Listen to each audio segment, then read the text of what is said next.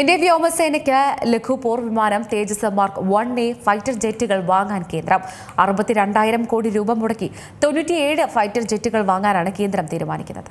വ്യോമസേനയ്ക്ക് വേണ്ടി തദ്ദേശീയമായി വികസിപ്പിച്ച തേജസ് യുദ്ധവിമാനങ്ങൾ വാങ്ങാൻ കേന്ദ്ര തീരുമാനം. 97 തേജസ് മാർക്ക് 1A യുദ്ധവിമാനങ്ങളാണ് വാങ്ങുന്നത്. 62,000 കോടിയുടെ പദ്ധതിക്കാണ് അനുമതി. ഹിന്ദുസ്ഥാൻ എയ്റോനോട്ടിക്സ് ലിമിറ്റഡിൽ നിന്നാണ് യുദ്ധവിമാനങ്ങൾ വാങ്ങുന്നത്. കരാർ ഉടൻ ഒപ്പിടും.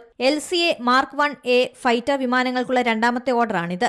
കുറച്ചു വർഷങ്ങൾക്ക് മുമ്പ് 48,000 കോടി രൂപയ്ക്ക് 83 വിമാനങ്ങൾക്കുള്ള ഓർഡർ നൽകിയിരുന്നു. സർക്കാർ ഘട്ടം ഘട്ടമായി നിർത്തലാക്കുന്ന MiG-21 വിമാനങ്ങൾക്ക് പകരമാവും ഇത്. വ്യോമസേനയ്ക്ക് ആദ്യം വിതരണം ചെയ്ത 40 LCAകളേക്കാൾ നൂതനമായ ഏവിയോണിക്സും റഡാറുകളും യുദ്ധവിമാനങ്ങൾക്കുണ്ട്.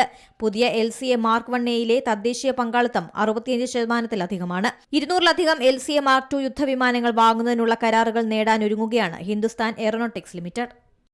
ഏറ്റവും പുതിയ വാർത്തകളും വിശേഷങ്ങളും വിരൽത്തുമ്പിലറിയാൻ സീ മലയാളം ന്യൂസ് എല്ലാ ഡിജിറ്റൽ പ്ലാറ്റ്ഫോമുകളിലും ലഭ്യം.